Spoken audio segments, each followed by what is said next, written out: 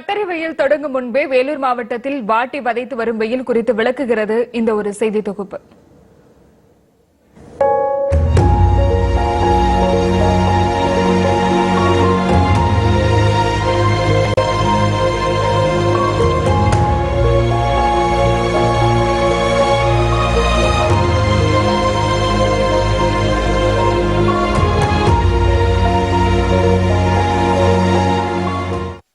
ஆண்டும் அதிக அளவு வெயிலை சந்திக்கும் மாவட்டம்.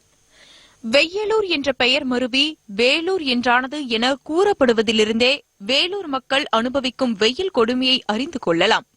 கோடைக்கால தொடக்கத்திலேயே வேலூரில் 100 டிகிரி ஃபாரன்ஹீட் வெயில் பதிவாகியுள்ளது. இப்போ பார்த்தீங்கன்னா வேலூரில் பார்த்தீங்கன்னா எப்பவுமே ஏப்ரல் மேல தான் கத்திரி சடன வெயில் அதிகமாக இருக்கும். 100 டிகிரி 110 டிகிரின்னு வரும். இப்போ பார்த்தீங்கன்னா வெயில் காலம் இப்போ தான் ஸ்டார்ட்டே ஆகுது. இப்பயே 100 டிகிரி நேற்று பார்த்தீங்கன்னா வேலூரில் 100 டிகிரி கிராஸ் ஆயிடுச்சு. இதனால என்னன்னு பார்த்தீங்கன்னா வேலைக்கு போகிறவங்களும் சரி, ஸ்கூல் போகிற பசங்களுக்கும் ரொம்ப சிரமமாக இருக்குது.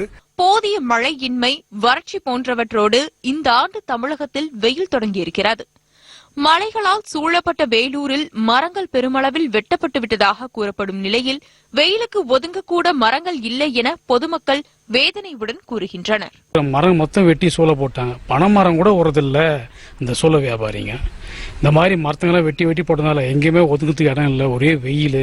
இப்போ இளைஞர்கள்லாம் ஒன்று சேர்ந்து வீட்டுக்கு ஒரு மரம் நடணும்னு ஒரு திட்டத்தை ஒன்று சரி பண்ணி செஞ்சா ரொம்ப நல்லா இருக்கும். காலை 10 மணிக்கு மேல் வீட்டை விட்டு வெளியே செல்ல முடியாத அளவிற்கு வெயில் வாட்டி வதைக்கும் நிலையில் கோடை காலத்தை எப்படி கழிக்கப் போகிறோம் என்ற அச்சமும் வேலூர் மக்களை சூழ்ந்துள்ளது. தண்ணி இல்ல, முதல்ல வறண்ட பூமியா இருக்கு.